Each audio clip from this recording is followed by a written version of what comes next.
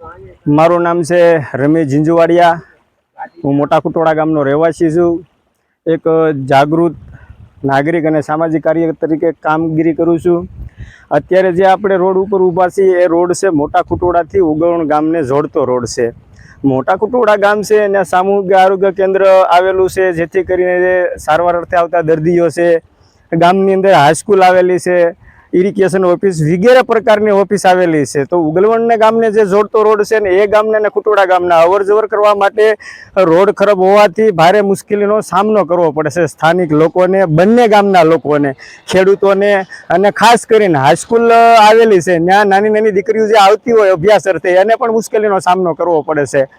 તો સરકારને એક મીડિયાના માધ્યમથી મારે જણાવવાનું છે કે ભાઈ, જ્યારે અમે કોઈ ન્યૂઝ મીડિયામાં અહેવાલ સાંભળતા હોય તો અમને એવું જાણવા મળે છે કે આજે ગુજરાતના ખેડૂતોને, ગુજરાતના ગામડાને અમારે ડબલ એન્જિનની સરકાર છે એટલે અમારા પાવરફુલ ગામડા બનાવવા છે, આ કરવું। પણ ખરેખર સ્થાનિક નેતા હોય, કોઈ પણ કાર્યકર્તા હોય, રાજકીય આગેવાનો હોય, ચૂંટાણેલા હોય, એ ક્યારેક કુટોડાથી ઉગલવણ ગામ નીકળે ને તો એને ખબર પડે કે જે મારો વિસ્તાર છે કઈ રીતે આ પરેશાની ભોગવી રહ્યા છે। તો સરકારને મારી વિનંતી છે, જ્યારે કરોડો રૂપિયાના બજેટની તમે માંગણી કરો છો તો આ રોડ જાય છે ક્યાં, એટલું મારું કહેવાનું છે। મારું નામ નરેશભાઈ પાતાભાઈ અડિયા, મોટા કુટોડા।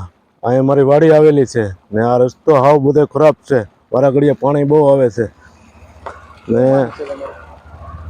હા આ રસ્તો સારો વહેલી તકે થાય તો સારું। એમ પાણીની બે નેવડા આવે છે બહુ, ને બહુ પાણી આવે એટલે ધોવાઈ ગયો છે આખો રસ્તો વહેલી તકે।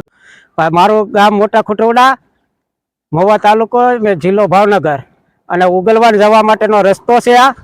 અને આ નિશાળિયા મોટા કુટોડા ગામે આવે છે, પણ એને તે તકલીફ પડે છે। અને દવાખાના છે, દવાખાને આવવામાં તકલીફ પડે છે। દવાખાને આવતા હોય તો છતાં એ હેરાન થાય છે અને ખેડૂતે હેરાન થાય છે, બધા વાહનવાળા હેરાન થાય છે।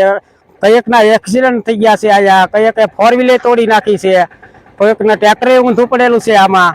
અને ભાઈ માથોડા સામું ખાડો પડી ગયો છે, તો હવે સરકાર આમાં ધ્યાન નથી દેતું।